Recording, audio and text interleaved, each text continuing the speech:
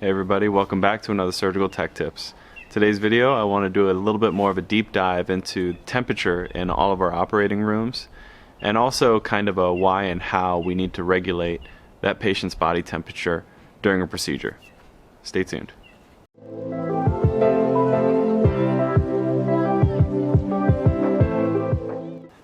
So in a previous OR video that I had done a while back, I kind of touched on air exchange in the operating room as well as temperature and what the median temperature and humidity should be in the operating room, which is usually between 65-70 degrees Fahrenheit and like a 50 to 55% humidity inside the operating room. So a few common reasons as to why the temperature and humidity in the OR is what it is. Number one, it all comes down to bacterial growth.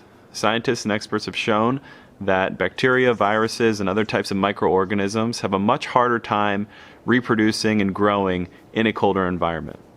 Number two, moisture.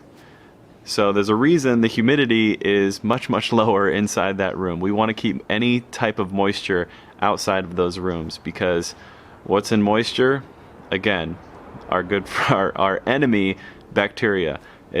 Moisture can be like a vehicle for bacteria, and you don't want any of that building up on any equipment or supplies or anything like that inside of an operating room. And lastly, it's the personnel in the room, the doctors, the surgeons, the nurses, the techs, especially the ones that are gowned up. Sometimes, we're having to wear these big, heavy x-ray gowns underneath our sterile gowns. We have OR lights shooting above us at our heads as we're trying to look into a field. There's a lot of extra things that are producing light and heat inside that room on us.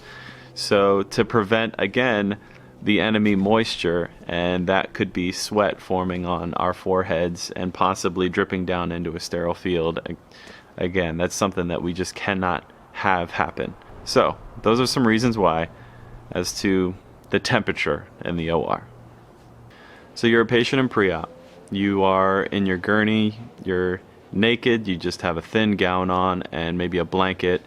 They wheel you back into the OR, it's freezing cold in there, and what do? They take you off of your nice warm gurney and move you over to a freezing ice cold operating room table.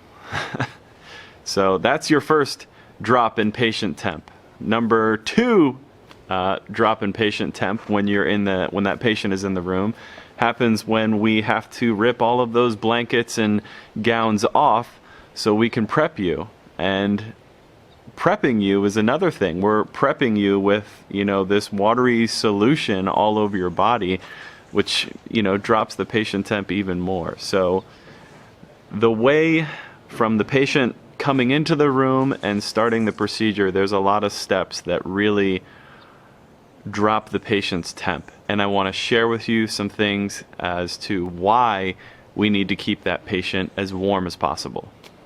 Patient hypothermia can increase oxygen consumption because of the patient shivering, and potentially some cardiovascular and central nervous system functions as well. But there is one type of case where hypothermia is okay, and that's in the heart room when we're doing a full circulatory arrest on the patient, and we need to keep their core body temperature down to slow their metabolism, just to save those organs as we work on the heart. Some of the biggest cases where you might see hypothermia in a patient would definitely be trauma patients. They're wheeled into the OR probably already freezing cold, and people are just ripping clothes off and stuff like that and prepping the patient as soon as possible, and a lot of the times they're big open cases, and you might not have the ability to get a lot of warming devices on the patient ahead of time just because it's such an emergent situation. More recently, I had learned in the hospital that patients that have received blood transfusions intraoperatively during their procedures, patient temp plays a big role in coagulopathy. Some of those patients that receive blood transfusions in a case, they can come out of the room, bleeding and kind of oozing for a period of time because of lack of coagulation in their blood. It's, you know, platelets and stuff like that. So I have recently learned that temperature of the patient actually does play a role in that coagulation cascade. So what are some things that we can do to help keep that patient warm during these surgical procedures? First thing you could possibly do would be to keep the room temp a little higher, keep it closer to that 70 mark before the patient comes into the room. So when they do come into the room, it's a little bit warmer, but once we decide to start prepping the patient, we can bring the room temp back down to normal operating temperature. It's just, that could be something for patient comfort.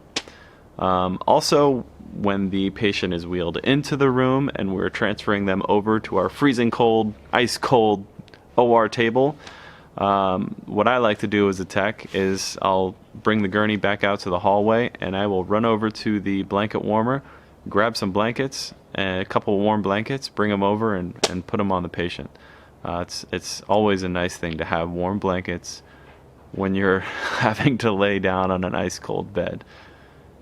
Now, warming devices. We have several different types of warming devices. Most commonly used would probably be the bear hugger system. It's basically a machine with a tube that hooks up to different warming devices. It could be an underbody bear hugger, which is like a big blanket underneath the patient that is constantly circulating warm air through it.